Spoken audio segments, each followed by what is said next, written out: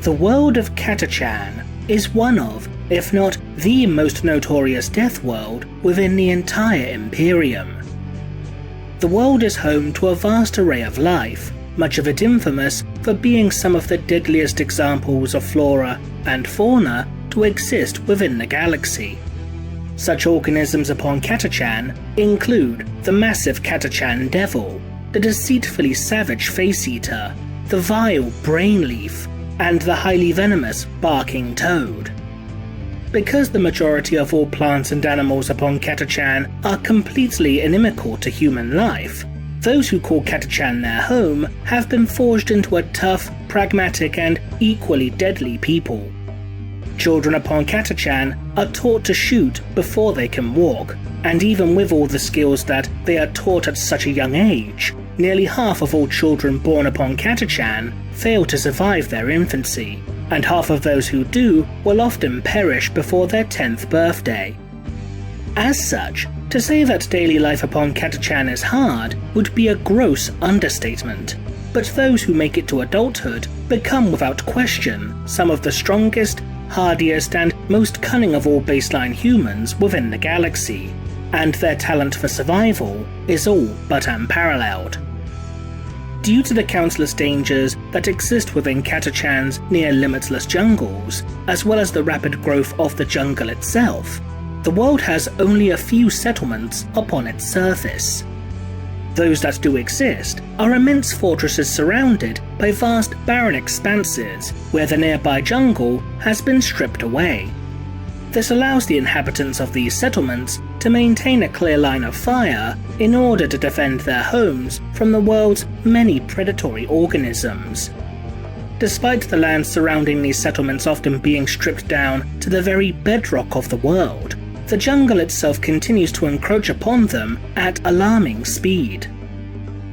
Creeper vines that can crush tanks and bunkers like eggshells can move several meters per night, and various species of mosses and lichens can take root upon buildings before excreting an acidic sap that can eat through rockcrete, causing the people of Catachan to continuously repair and maintain their structures.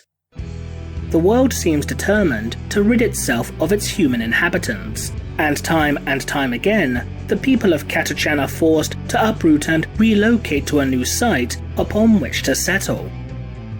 As obvious as it may seem, life upon Catachan is a stark and horrific contrast to that experienced by a high percentage of the Imperium's population.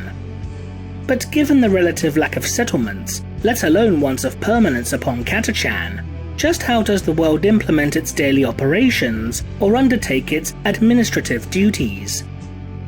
Upon the majority of worlds within the Imperium, such responsibilities fall to a world's planetary governor, who holds total control over their world's administrative politics, including that of governance and planetary defense in the Emperor's name. Because of the sheer impracticality, if not impossibility, for the Imperium to have a totally centralized system of government, planetary governors are given a surprising amount of freedom in regards to how they rule their worlds. Essentially, as long as a planetary governor continues to pay their tithes to the Adeptus Terra, be they in resources or manpower, as well as keep any populations of mutants or psychers in check, then a planetary governor is free to govern their world in whatever manner they deem appropriate. The undertaking of such tasks are generally easier for a governor to perform upon certain types of worlds, particularly those with a more advanced system of political or socio-economic infrastructure, such as Eta-class Hive worlds, Autumn-class Civilized worlds, and Alpha-class Agri-worlds. But even many of the more technologically primitive worlds that exist within the Imperium, such as Mu-class feudal worlds, will also have their own planetary governors, though those in charge of these particular worlds may reside within areas segregated from the native population. Death worlds, however, would, at least initially, appear to be an exception to this rule. Despite the majority of death worlds being completely unsuitable for human life, there are many, such as Catachan, that are home to a human population, even if such a population is much smaller than that typically found upon other human worlds. Some death worlds, such as that of Fenris, Baal, and Cretacia, are also notable for being the homeworlds for chapters of the Adeptus Astartes, with these three in particular being home to the Space Wolves, Blood Angels, and Flesh Terrors respectively. For worlds that are themselves the dominion of an Astartes chapter, then the role of planetary governor will be fulfilled by the reigning chapter master. In addition to undertaking his own duties, the chapter master will take full administrative responsibility for the world's planetary defense forces and that of any civilian organizations should they exist. Since such worlds are classified as being Astartes homeworlds, they are typically exempt from the Imperial tithing system, save for those of their chapter's gene seed, which is regularly submitted for routine genetic purity tests. Unlike the death worlds that are homeworlds for the Adeptus Astartes, and thus governed by a Space Marine chapter master, the world of Catachan is populated almost exclusively by baseline humans. As Catachan has few, if any, permanent settlements upon its surface, due to the dangers posed by the ever-encroaching jungles regularly forcing entire communities to uproot and relocate on a semi-regular basis, this has led some to assume that no formally established system of government exists upon Catachan at all. Such claims would seem to be somewhat unlikely, however, for a number of reasons. Firstly, the world of Catachan is not exempt from the Imperial tithing system, featuring a tithing grade of Solutio Primus. The majority of Catachan's tithes are paid in manpower, providing thousands upon thousands of strong, cunning, and exceptionally resourceful soldiers for the Astra Militarum. In order to manage the logistics associated with submitting regular tithes to the Adeptus Terra, then the presence of a planetary governor, or at least some sort of equivalent, would almost certainly be a necessity, for not only processing the regular conscription of soldiers, but also for obtaining a regular source of supplies from off-world. Such resources needing to be imported to Catachan would include building materials such as rockcrete and plasteel, weaponry such as standard-issue lasguns, and other general supplies, as manufactoria, along with most forms of architecture, are next to impossible to permanently maintain upon Catachan. Even something as basic as food would possibly need to be supplemented with imports from off-world, due to the fact that every single plant upon Catachan is toxic to humans, making foraging for food completely impossible, though many examples of Catachan wildlife can still be hunted for their meat. Admittedly, it isn't entirely outside the realm of possibility for the Astra Militarum to set up something akin to temporary recruitment stations in order to conscript soldiers before heading out to the next theatre of war. But if this were the case, then this still would fail to completely explain the administrative process behind the distribution of resources to the planet. So, where potentially could the base of Catachan's planetary government be located?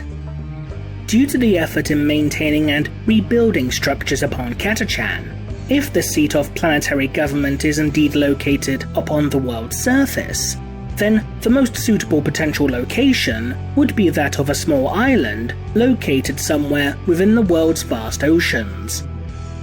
Ideally, such a location would have been completely scoured of all life, in order to not only avoid the attentions of predatory organisms that might be tempted to assault the governor's palace in search of a meal, but also to prevent any examples of poisonous, acidic, or constricting plant life from completely overrunning it and causing irreparable structural damage.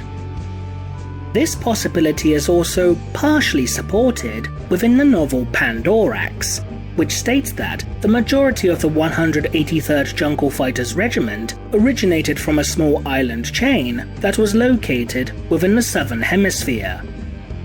Since it is confirmed that archipelagos exist within the oceans of Catachan, then it is certainly feasible for one of these islands to be stripped down to the very bedrock in order to establish a bleak but safe haven upon an otherwise hostile world. Admittedly though, this is assuming that there is little in the way of deadly amphibious organisms or corrosive, semi-sentient species of kelp that could potentially assault the governor's palace.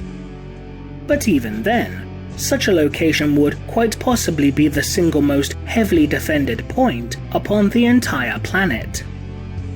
But there is another potential location for the seat of Catachan's government to be based. That is, for it to be not located upon the planet at all, but instead in orbit.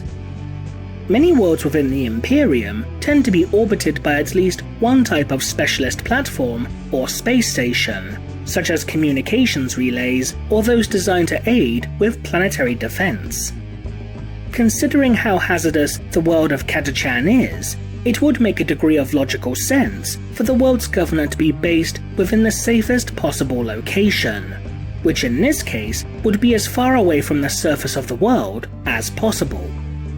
Such a possibility isn't entirely unprecedented, as according to the Dark Heresy core rulebook, feral worlds are often ruled in a similar manner, with many planetary governors only setting foot upon the surface of their worlds in order to instigate routine purges of mutants or psychers. As such, it would be a reasonable assumption to presume that death worlds are governed in a similar manner. If Catachan does have a planetary governor, which is to be expected, then such a figure would most likely have to be a native of the world itself. The people of Catachan hold little to no respect for off-worlders, viewing them as being inherently weaker due to them being raised upon worlds that are more often than not far more hospitable than Catachan. This disdain towards outsiders is so prevalent that it's considered rare for regiments of the Catachan jungle fighters to have commissars attached to them, and those commissars who are unfortunate enough to be assigned to the jungle fighters have a tendency to go missing or become subjected to often fatal accidents. Given that the people of Catachan are known to have strong tribal traditions, even to the point where regiments would elect their own captains, sergeants, and other ranking officers, as opposed to them being assigned by the Departamento Munitorum, as detailed in the previously mentioned Pandorax, then the governor of Catachan could quite feasibly be one of the greatest and, by Catachan standards, one of the oldest warriors upon the entire world.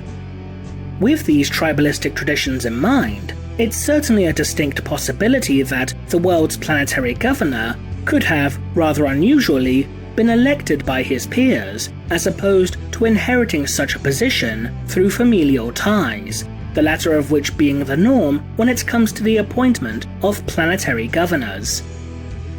But if the planetary governor is stationed within orbit of the world, then by extension, this could lead to the people of Catachan viewing such a figure as being inherently weak, for they would be cushioned within a protective bubble, as opposed to being forced to undergo the daily struggle for survival that the rest of the world's population is forced to endure. If this were indeed the case, then should the planetary governor set foot upon Catachan in order to perform routine inspections, for example, then it wouldn't be at all surprising for such an individual to have an unfortunate encounter with one of the many hazards that exist upon the world. How do you think the world of Catachan is run? Leave a comment below,